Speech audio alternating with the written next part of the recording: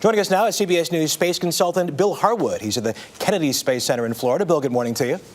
Hey, good morning, Russ. Hey, Bill, yesterday I heard a lot of people, more than a few people, say this is the end of the line for the American space program. That's not a fair assessment, is it? No, it's really not.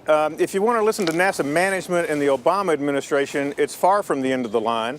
They're promising a new vision of commercial spaceflight, for-profit trips to and from low Earth orbit to the space station, and at the same time, in the long term, deep space exploration missions, perhaps to the moon, to nearby asteroids, eventually Mars.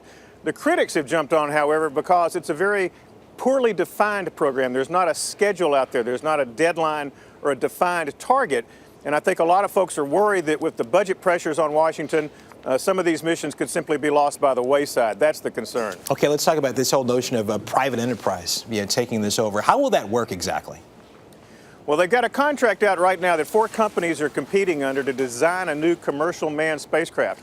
This is not like the space shuttle. It's not a replacement for the shuttle. This is pure transportation for astronauts. These are capsules. If you think about Apollo, Gemini, that sort of thing, these are updated capsules that will carry astronauts to and from the space station for profit. And that's the key. NASA's counting on private industry to come up with a spacecraft that they can launch in a money-making venture.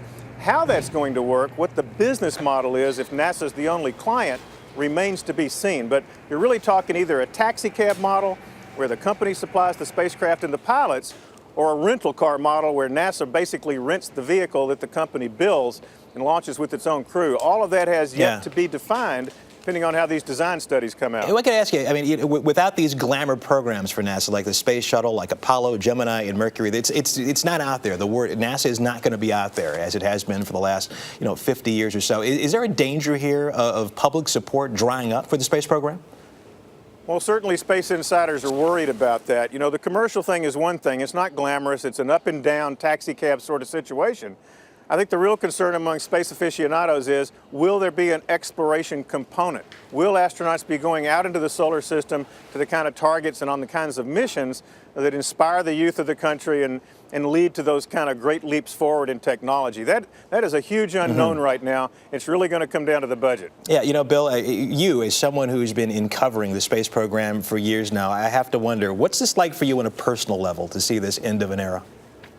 Well, it's really something. I was watching that launch yesterday and looking out at the shuttle Atlantis taking off from that pad. It's such a familiar sight. I've been doing this for more than 25 years, and the realization we're never going to see that again, that the majesty of that vehicle, that winged orbiter, is gone. And it's going to be years before we see American astronauts launch on American spacecraft from the Kennedy Space Center or any other launch site. That's kind of a gut-wrenching realization if you're a believer in space exploration and think that's a good thing for the country to do. It's going to be a long hiatus, and we're going to have to rely on the Russians in the near term to get U.S. astronauts to and from space. Okay, CBS News space consultant Bill Harwood. As always, it's wonderful to talk to you. Thanks a lot. Thank you, Russ.